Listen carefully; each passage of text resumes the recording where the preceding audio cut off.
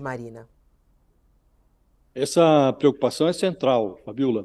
Essa proposta, a Lília já explicou o sentido dela, ela limita a demarcação de terras indígenas àquelas terras que estavam ocupadas por indígenas antes da Constituição de 88. Depois disso, nada pode ser demarcado. O Bolsonaro tentou aprovar esse projeto durante todo o seu mandato e não conseguiu. E há uma ação pendente de julgamento no Supremo Tribunal Federal, e a ministra Rosa Weber elegeu este assunto como uma prioridade da gestão dela, ela que deixará o Supremo por aposentadoria em setembro, ela quer decidir isso antes de deixar o Supremo. E marcou agora para junho esse julgamento. E antes que o Supremo possa se manifestar, e a chance de o Supremo desqualificar esta tese não é negligenciável, é grande, o Congresso está se antecipando. Então, eles aprovaram agora o regime de urgência para essa proposta. O que significa o regime de urgência? Significa que o projeto não vai ser discutido em nenhuma comissão, não vai ter audiência pública, não vai ter nenhum tipo de contraditório. Isto vai direto para a votação em plenário, que o Arthur Lira já está marcando para a semana que vem. Então, considerando-se o placar dessa votação, 324 deputados votaram a favor desse pedido de urgência, está claro que eles vão atravessar essa nova exibição de atraso na pauta ambiental do Lula. E o mais curioso, Fabiola, é que tudo isso está acontecendo com um aval tácito do Palácio do Planalto. O argumento é o de que, se não cedermos, o prejuízo pode ser maior. Então, ontem estava em discussão aquela medida provisória que foi editada pelo Lula nos primeiros dias de governo para remodelar a esplanada dos ministérios. Então, aumentaram-se lá as pastas, mais de 30 ministérios, se não me engano, 37, contra 19 do Bolsonaro. Então, se essa medida provisória caísse e o prazo de validade dela expira em 1º de junho, a esplanada voltaria a ser do tamanho daquela que o Bolsonaro tinha. Então, sob esse argumento de que não podemos deixar que isso aconteça, o governo cedeu tudo, e você não ouviu um pio do presidente da República. E os seus prepostos, os operadores políticos do Palácio do Planalto, quando se pronunciaram do lado do atraso.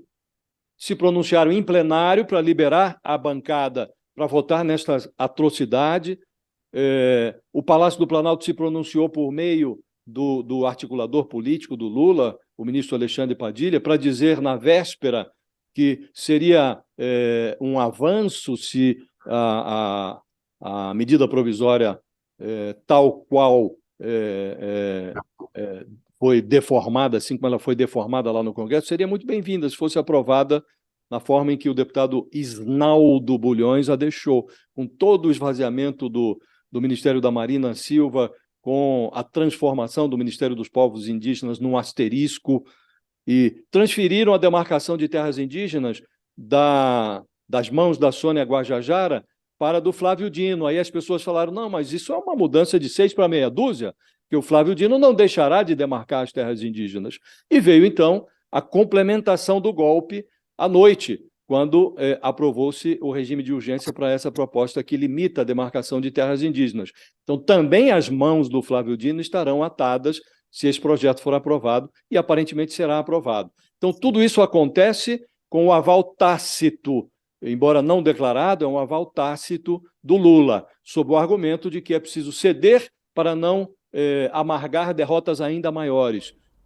Então, o que nós estamos verificando, Fabiola, é que faliu o modelo, aquele modelo em que os governos obtinham maioria no Congresso, cedendo nacos da esplanada dos ministérios. Isso não funciona mais, porque hoje os parlamentares têm acesso ao orçamento, e cada parlamentar virou líder de si mesmo. Então, o parlamentar sabe que vai ter a sua cota no orçamento e ele valoriza o seu voto acima das lideranças.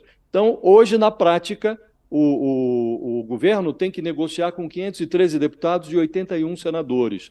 O Arthur Lira, observando essa nova formatação, que ele ajudou a criar esse ambiente durante o governo Bolsonaro, quando implementou lá o orçamento secreto, ele age como um facilitador dos parlamentares.